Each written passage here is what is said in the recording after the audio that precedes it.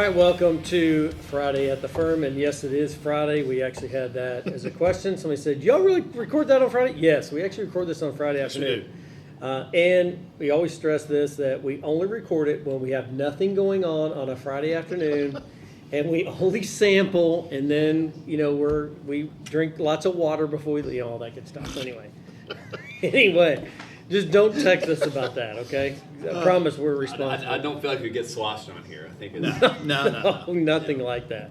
All right, so today, this is one of Eric's favorites, or just one you want to try? Oh no, I've never had this before. Okay, so you've tried to find it. This is kind of a newer unicorn. Yeah. It's the Basil Hayden Toast. So it's just launched in the last couple of years. I was going to say it's been maybe 2 years, if that. Yeah, it's a very new release. So basically, it's Basil Hayden, and they finish it in toasted oak barrels. Right. Yeah. So it's supposed to reduce some of the spice, add some sweetness to it. I think what I've read was it's supposed to be much more caramel, much more vanilla, a little bit sweeter. Yeah. You can definitely smell that. Yeah, but it's definitely become a new unicorn. It's very, very hard to find anywhere. I was at Kroger, and as I'm wont to do sometimes, I'll just kind of walk by the bourbon aisle and see what's out there, see if I find anything like this.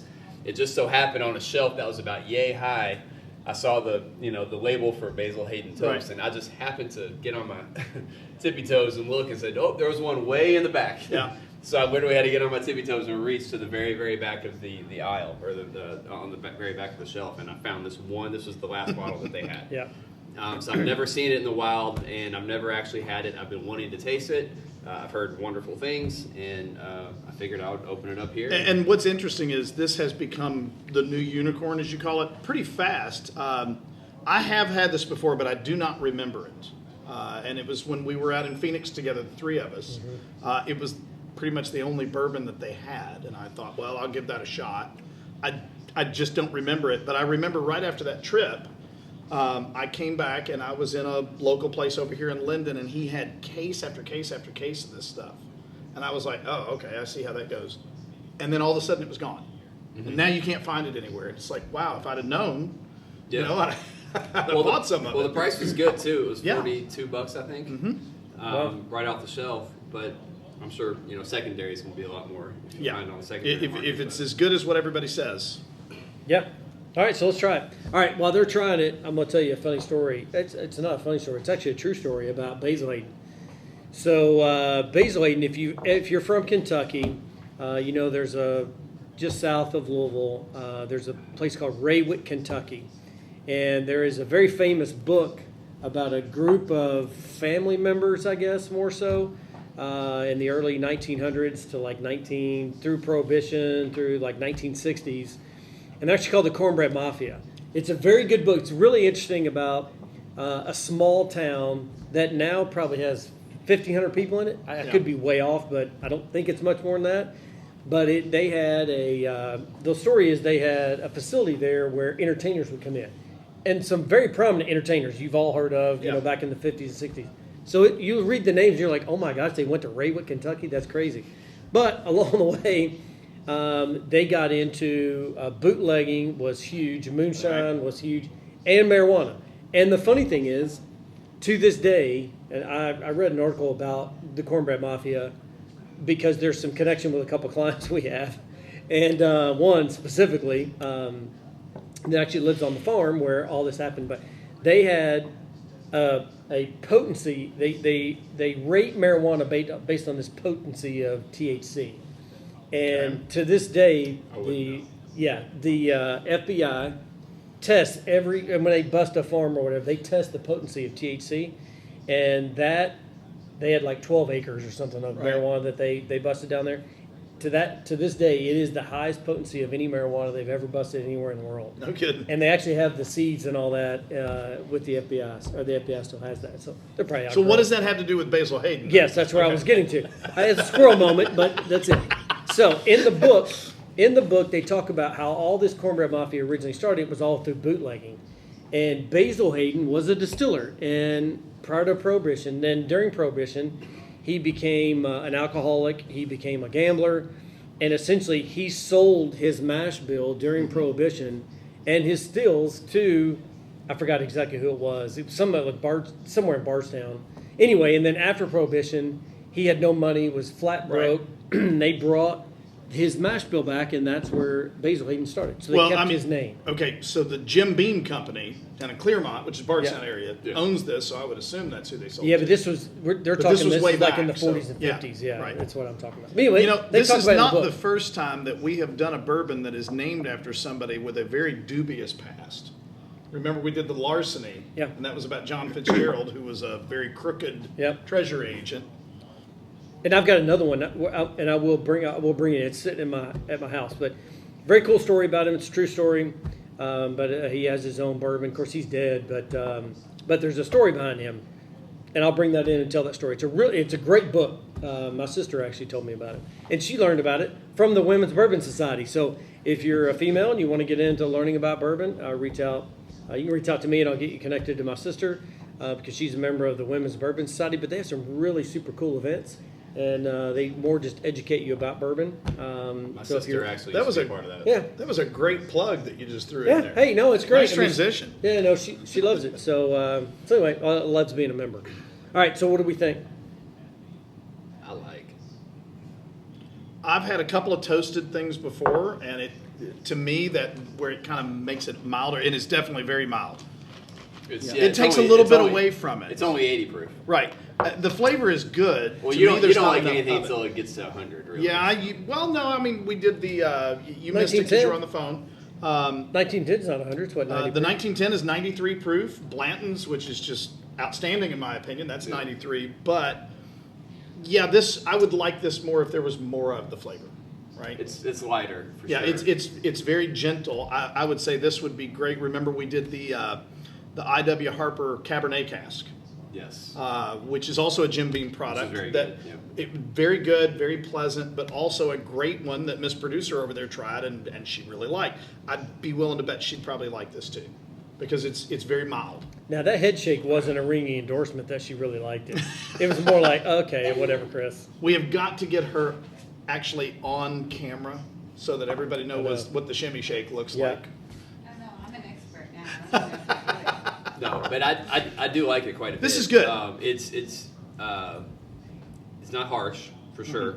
It's a little more spice than I was probably expecting. Not a lot, but that's once again probably based on my own expectation. But it's smooth. It goes down. It's extremely smooth. It goes down really Absolutely, it is. It goes down really smooth. Yeah. This is only 80 proof. Really? Yeah, 40% alcohol. No probably kidding. a little dangerous. Okay, that's a good point. But with an alcohol content that low, you have a tendency to think, well, this is not bad, I can handle that. But then when it's that smooth, you have 2 or 3 in a fairly short window, and it becomes dangerous. Okay, but I'll bet you whatever I've got in my pocket, which is not much other than a bunch of vitamins, that no one's looking at this going, 80 proof, I can have 3 of these, but 110 proof, I can have 2. No one's doing that. I understand what you're saying. I would agree, but people are not looking at saying, "What's 80 proof? I can have 3." But if it's 110, I don't know. 15, what they are doing though is they're drinking it and it goes down really. Yeah, right. that's And that's my point. Yeah. And then they go, "Wow, that's not bad. I like that. I'm gonna try another one." I totally agree. But I would tell you that I personally believe the majority of the people that drink bourbon, that say they're bourbon drinkers, are mixing it with some kind of Coke or something. That's what they're doing. They're just mixing Outside of Kentucky, they actually prosecute that here. The state police will come to your house. I don't disagree with that. But I'm They just telling you, I've been around enough people that say they drink bourbon, and I go to their house, and they're like, and then grab a ginger ale or something, they mix it. Oh, I love bourbon. Yeah. I'm like, okay, whatever. And then I go, just put neat. And they're like, what, you drink it neat? I'm like, yes, that's how you. If you want to mix it with a lot of things, and there's some great bourbon cocktails. I love Old Fashions. I love Manhattans. But if you want to start just mixing everything up, switch over to vodka and leave the good stuff for the people who enjoy it. This isn't one you need to mix, though. I mean, this. No, it's not. It's tasty. It's probably not the most flavorful we've ever had. It is super sweet, though. It's definitely sweet. It's very sweet. It's on the if sweet you're side. kind of a beginner, you're kind of getting into bourbon, or this would be good. My wife would like this. Yeah, I was just thinking. Now that my ice cube has melted down, it tastes exactly the same as it did. It's just a little bit more gentle, and it was already pretty mild. This would be a great one for people they want to learn how to drink bourbon. I had a conversation with a guy at a golf scramble last week that he wants to be a bourbon drinker, but he doesn't know where to start. This would be a great one because the taste is good, but it's not overwhelming, and it's not overly hot. You're right. I would agree with all Yep. that. It's pretty good. No, I mean, it's good. This is not one that if somebody had it, and I have a bottle of that, bottle of it, I probably wouldn't go out and. I mean, there's others I think are better that I think are readily available. Yeah, I would agree with that as well. But it's not bad. It's really good. So it's not bad at all. I mean, in the $40 to $45 price range. It's a good. great $40 I'm bourbon. I'm not gonna wait out in the snow for it or anything. No. But it's really good at that price range. Yeah. I would not hesitate to buy this at all. For those of you who are not from the Kentucky area that are watching this, when Eric says I wouldn't wait out in the snow, there's people who do that. Oh yeah, absolutely. They wait out in lines to buy bourbons. The Kroger right by my house. It's crazy. Like, the Kroger right by my house always has releases. It's like one of the ground zeros. Yeah. Stations in Louisville for bottle releases, and it's amazing.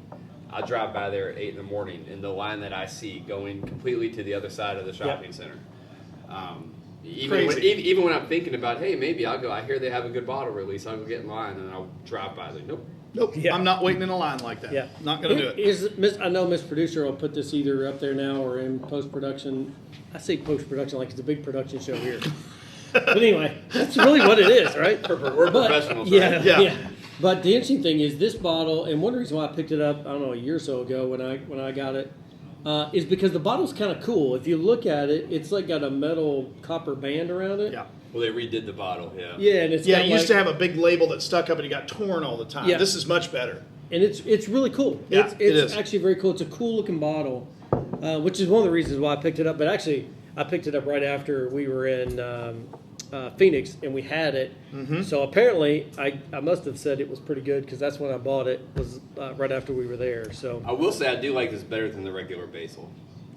I would agree with that. Yeah, yeah, I would we agree. did that one not too long. We did that one because that was the infamous bottle that. Yeah. Or actually, I don't know if we did that one or we did the Noah's Mill, because those were the two bottles that we received as a apology because I wrote a apparently dirty email. Yeah. Because if you I had a sprinkle- jerk moment apparently, and Yeah. we ended up with a couple of free bottles of bourbon. So because he got a little dust on his desk. no, and so we got a lot of had a dust. little dust. It was caked. a little dust on the desk, and he It was caked. But it is all cleaned up now, no big deal. And we got 2 bottles of bourbon out of it, so we I'm not gonna did. complain. We did. Yeah. Were they both Basil Hayden? No, there was the big 1.75 Yeah, handle yeah. of the Basil Hayden, and then was there the was other also one? the Noah's Mill, which I know That's we right. did that one on the show. I don't think know if we did the Basil or yeah, not. I don't know if we did or not. We had to go back and look at that one. Yeah. I don't know. All right, let's rate it. I really like it, but I'm only going to give it a 6 because my personal palate, I want more of the flavor, and it's just a little bit too mild for my taste. Yeah. I'm gonna go 6.5. It's good. It's good. It would be very good again. What we were all talking about if you're sort of a beginner because it's not overly hot or anything. Not a big kick. Great in the mouth bourbon or- for a beginner. Absolutely. Yeah, not a big kick in the mouth or kick in the throat at all.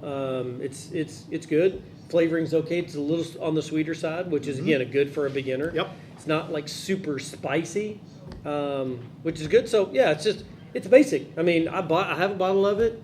I haven't really had it in a long time. I think I jumped into it right after we were in Phoenix Right. because I bought it. But out of that, I mean, I go back to my standard. Although 1910 is in my standard now because that stuff's really, really fantastic. What do you think, Eric? I was gonna say 7. I mean, it's really good. I like it a lot. It's priced right. Mm-hmm. I mean, I'm not going to deduct points because it's become quite popular, right? Right. Yeah. It's hard to find, and I'm not, like I said, I'm not going to wait in the snow for it. But if I see it again, I won't hesitate to buy it again. And I probably won't drink this bottle too terribly fast because I don't know when I might get another one. Right.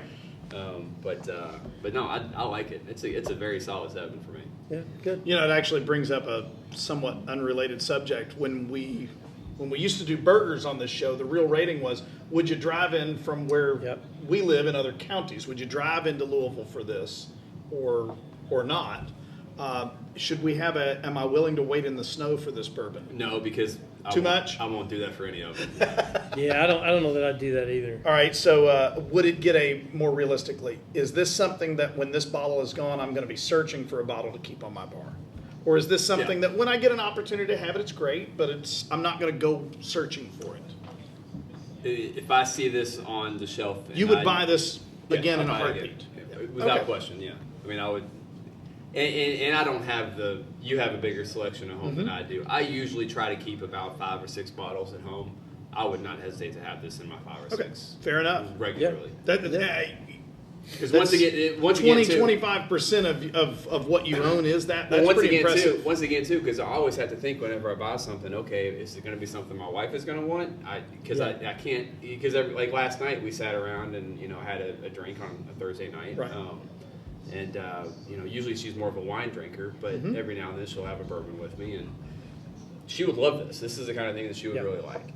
So I really want my wife to be a bourbon drinker. She is not interested at all. So would you suggest maybe I pick some of this up to try to get her to? Yeah, I mean, this is the kind of thing that my wife would really like. She likes the sweeter ones, right? Yep, sure. Larceny, she likes Larceny because that's a little bit sweeter. Yep. The weeded bourbons are a little bit more up her alley. So half the stuff I bring home, she has no interest in. I like all the cask drink stuff, and she just looks at me and says, "Go on." Yeah, I'll be enjoying something, and she'll take a drink of it, and she's like, "Ugh, what is that?" I'm like, I don't know what you're drinking. This is My awesome. wife will say, "Can you go make me a mango martini?" Yeah. Right. I can assure you, there's no bourbon in that. So Yeah. Yeah, but no, I like it a lot, and for me, I think this would be a regular drinker for sure. Cool. there you go. All right, let's see. I guess that's it for this week. By the way, make sure that you, I think Ms. Bruce put the phone number up there so you can call us.